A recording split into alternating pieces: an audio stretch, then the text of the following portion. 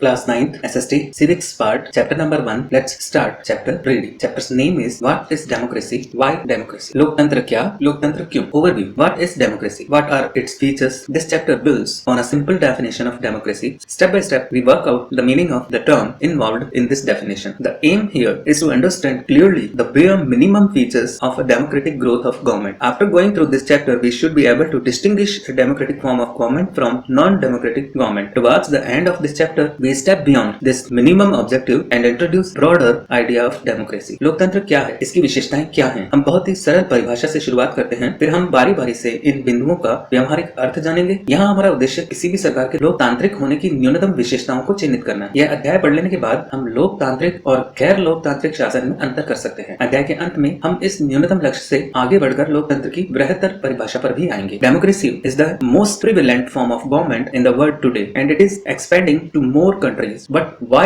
is it so? What makes it better than other forms of government? That is the second big question that we take up in this chapter. समकालीन दुनिया में लोकतंत्र ही सबसे लोकप्रिय शासन पद्धति है, पर ऐसा क्यों है? कौन सी चीज इसे दूसरी व्यवस्थाओं से बेहतर बनाती है? क्या यही शासन की सर्वोत्तम व्यवस्था है? इन सवालों पर हम इस अध्याय के बाद वाले हिस्से में चर्चा करेंगे। तो आइए शुरू करते हैं reading. What is democracy? We have already read about different forms of government on the basis of your understanding of democracy so far. Mentioning a few examples, write down some common features of democratic government, non-democratic government. आप सरकार के विभिन्न रूपों के बारे में पहले से पढ़ चुके हैं। लोकतंत्र की अब तक की आपकी समझ के आधार पर कुछ उदाहरण देते हुए सरकारों की कुछ सामान्य विशेषताएं लिखें। लोकतांत्रिक सरकारें और गैर लोकतांत्रिक सरकारें। Why define democracy? परिभाषा की जरूरत क्यों है? Before we proceed further, let us first take note of an objection by Mary. She does not like this way of defining democracy and wants to ask some basic questions. Her teacher Matilda Lingdo responds to her questions as other classmates join the discussion. आगे बढ़ने से पहले आइए सबसे पहले एक मेधावी छात्रा मैरी की आपत्ति पर गौर किया जाए। वह लोकतंत्र को परिभाषित करने के इस तरीके को पसंद नहीं करती और कुछ बुनियादी सवाल पूछना चाहती है। उसकी अध्यापिका मटिल्डा लिंगदो ने उसके सवालों का जवाब देना शुरू किया तो कक्षा के अन्य छात्राएं भी इस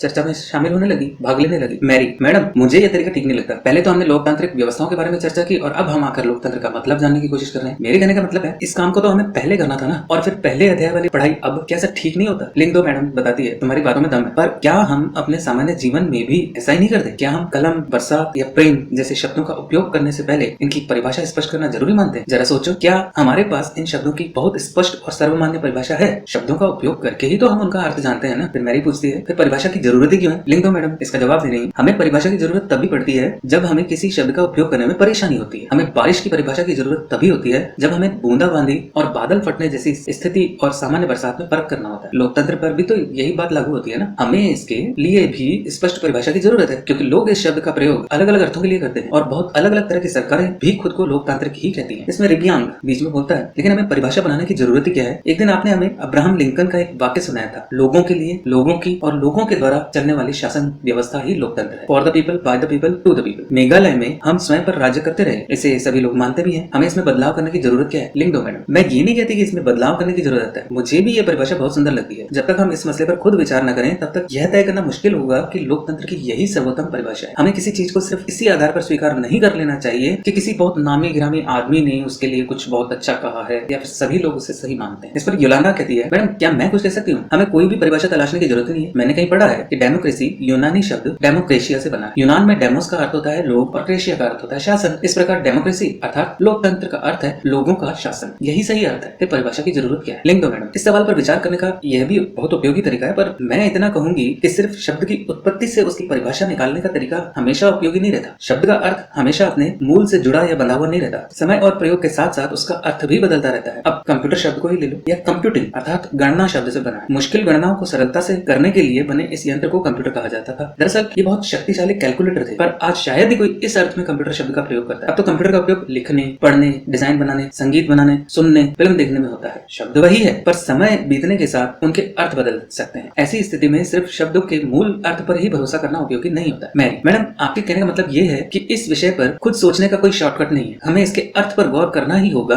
और इसकी परिभाषा गढ़नी होगी। लिंगदो मैडम, बिल्कुल सही। तो इसलिए आओ अब हम ये काम कर ही डालें। तो आइए लिंगदो मैडम की बात को गंभीरता से लें और कलम, बारिश और प्रेम जैसे सदा प्रयोग में होने वाले साधारण शब्दों की ठीक ठाक परिभाषा लिखने की कोशिश करें। जैसे क्या कलम की कोई ऐसी स्पष्ट परिभाषा है जो उसे पेंसिल, ब्रश, हाइलाइटर या मार्कर से अलग करके बताती हो? बताना इस प्रयोग से आपने क्या सीखा और लोकतंत्र का अर्थ समझने में इस अनुभव ने हमें क्या क्या सिखाया। तो ठीक है, शुरू करते हैं एक सरल परिभाषा से। A simple definition. Let us get back to our discussion discussion on similarities and differences among governments that are called democratics. Our simple factor common to all democracies is the government chosen by the people. We could thus start a simple definition. Democracy is a form of government in which the rulers are elected by people. आइए उस चर्चा पर गौर करें जो खुद को लोकतांत्रिक कहने का दावा करने वाली सरकारों के बीच में समानताओं और असमानताओं से जुड़ी थी। सभी लोकतांत्रिक व्यवस्थाओं की पहचान के लिए एक बहुत ही सरल पैमाना लोगों के पास में अपनी सरकार को चुनने का अधिकार होना चाहिए। इसलिए हम एक सरल परिभाषा से शुरुआत कर सकते हैं। लोकतंत्र शासन एक ऐसा रूप है जिसमें शासकों का चुनाव लोग करते हैं। This is a useful starting point. This definition allows us to separate democracy from forms of government that are clearly not democratic. The army rulers of Myanmar were not elected by the people. Those who happened to be in control of army became the rulers of the country. People had no say in this decision. Dictators like Pinochet, Chile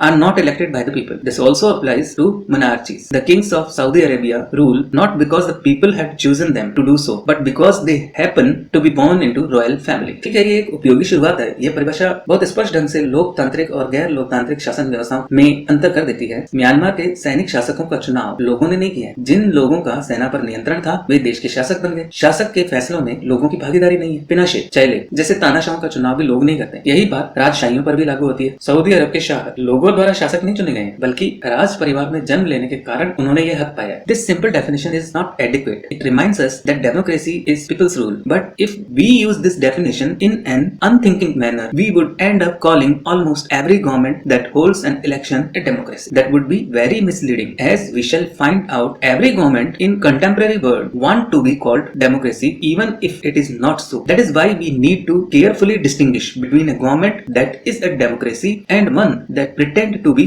one. We can do so by understanding each word in this definition carefully and spelling out the features of a democratic government. लेकिन ये सरल परिभाषा पूर्ण या पर्याप्त नहीं है। इससे हमें यह समझ में आता है कि लोकतंत्र का मतलब लोगों का शासन है, पर इस परिभाषा का प्रयोग यदि हमने बिना सोचे विचारे किया तो फिर उन सभी सरकारों को लोकतांत्रिक कहना पड़ेगा जो चुनाव करवाती हैं, और फिर हम सही नतीजे पर पहुंच ही नहीं पाएंगे। जैसा कि हम देखेंगे कि समकालीन दुनिया की हर सरकार चाहे लोकतांत्रिक हो या न हो खुद को लोकतांत्रिक कहलवाना पसंद करती है। इसलिए हमें असली लोकतंत्र और दिखावटी लोकतंत्र वाली सरकारों के बीच में सावधानी पूर्वक फर्क करना पड़ेगा। यह काम हम तभी कर पाएंगे जब हम इस परिभाषा के एक एक शब्द को सावधानी से समझें और लोकतांत्रिक सरकार की व्यवस्थाओं को जानें। इस चैप्टर का नेक्स्ट पार्ट जो है वो फीचर्स ऑफ डेमोक्रेसी से शुरू होता है। लोकतंत्र की विशेषताएं, उसमें क्या कुछ लिखा हुआ है वो थोड़ा सा चेक कर लेते हैं। We have started with the simple definition that democracy is a form of government in which the rulers are elected by the people. This raise many questions. हमने इस सरल भाषा से शुरुआत की है कि लोकतंत्र शासन का वह रूप है जिसमें जनता शासकों का चुनाव करती है। इसमें अनेक सवाल उठ खड़े होते हैं। Who are the rulers in this definition? Which officials must be elected for any government to be called a democracy? Which decisions may be taken by non elected officials in the democracy? इस परिभाषा के अनुसार शासक कौन है? किस सरकार को लोकतांत्रिक कहे जाने के लिए उसके किन अधिकारियों का चुना हुआ होना आवश्यक है? लोकतंत्र में कौन कौन से फैसले हैं जो बिना चुने हुए अधिकारी भी ले सकते हैं? What kind of election constitutes a democratic election? What conditions must be fulfilled for an election to be considered democratic? किस तरह के चुनाव को लोकतांत्रिक चुनाव कहते हैं? किसी चुनाव को लोकतांत्रिक कहने के लिए किन शर्तों का पूरा किया होना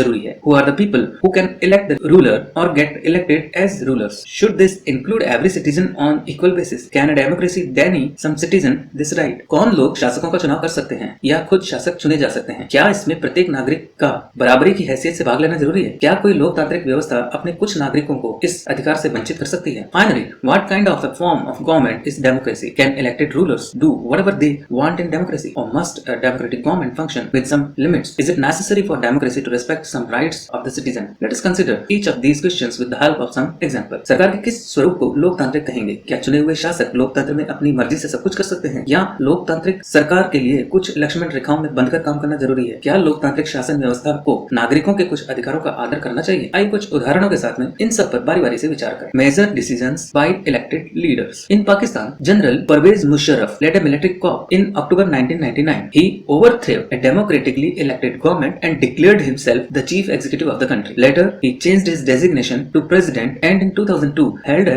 referendum in the country that granted him a 5-year extension. Pakistan media, human rights organizations and democracy activists said that referendum was based on malpractice and fraud. Pakistan में जनरल परवेज मुशर्रफ ने अक्टूबर 1999 में सैनिक तख्ता पलट की अगुवाई की। उन्होंने लोकतांत्रिक ढंग से चुनी हुई सरकार को उखाड़ फेंका और खुद को देश का मुख्य कार्यकारी घोषित किया। बाद में उन्होंने खुद को राष्ट्रपति घोषित कर दिया और 2002 में एक जनमत संग्रह करा के अपने कार्यकाल को 5 साल के लिए बढ़ावा और दिया। पाकिस्तानी मीडिया, मानव अधिकार संगठनों और लोकतंत्र के लिए काम करने वालों ने आरोप भी लगाया कि जनमत संग्रह एक धोखाधड़ी है और इसमें बड़े पैमाने समय पर गड़बड़ियां की गई है। In August 2002, he issued a legal framework order that amended the Constitution of Pakistan. According to this order, the president can dismiss national and provisional assemblies. The work of the civilian cabinet is supervised by a National Security Council, which is dominated by military officers. After passing this law, elections were held to the national and provincial assemblies. So Pakistan has had elections. Elected representatives have some powers, but the final power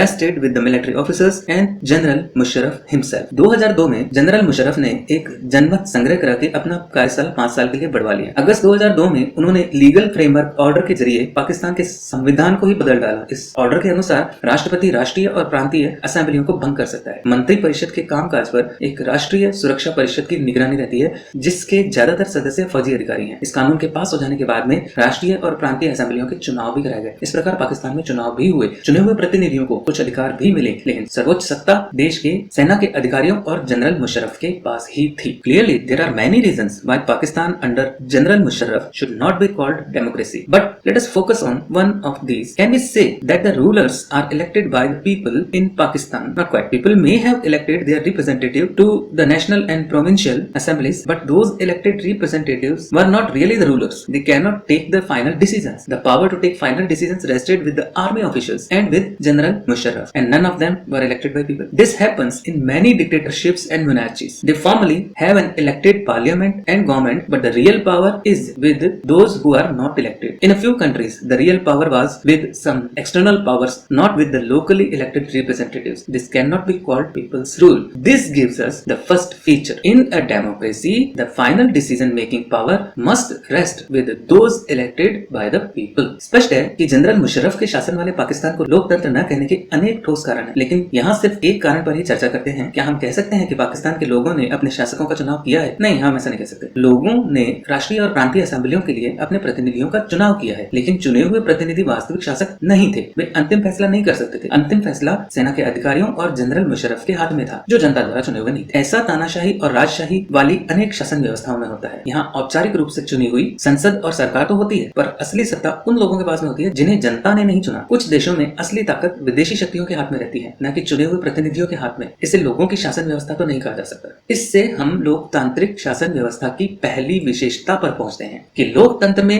अंतिम निर्णय लेने की शक्ति लोगों के द्वारा चुने गए प्रतिनिधियों के पास होनी चाहिए। Free and fair electoral competition in China, elections are regularly held after every 5 years for electing the country's parliament called Kawanguo Ramnim Daiviayo Dahui। बड़ा अजीब सा नाम है, जो भी है। इसका मतलब है national people's congress. The National People's Congress has the power to appoint the president of the country. It has nearly 3,000 members elected from all over the China. Some members are elected by the army. Before contesting elections, a candidate need the approval of the Chinese Communist Party. Only those who are members of Chinese Communist Party or 8 smaller parties allied to it were allowed to contest elections held in 2002-3. The government is always formed by the Communist Party. चीन की संसद को कवांगुओ रैमनिम दाइवियायो दाहुई राष्ट्रीय जन संसद कहते हैं। चीन की संसद के लिए प्रति 5 वर्ष के बाद में नियमित रूप से चुनाव होते हैं। इस संसद को देश का राष्ट्रपति नियुक्त करने का अधिकार है। इससे पूरे चीन से करीब 3,000 सदस्य आते हैं। कुछ सदस्यों का चुनाव सेना भी करती है। चुनाव लड़ने से पहले सभी उम्मीदवारों को चीनी कम्युनिस्ट पार्टी से मंजूरी लेनी होती है। 2002-3 में हुए चुनावों में सिर्फ कम्युनिस्ट पार्टी और उससे संबंध कुछ छोटी पार्टियों के सदस्यों को ही चुनाव लड़ने की अनुमति मिली। सरकार निरगरा कम्युनिस्ट पार्टी की ही बनती है। Thanks for watching this audio visual presentation, which is represented to you by Indra Vijay sir. Thanks and have a nice day.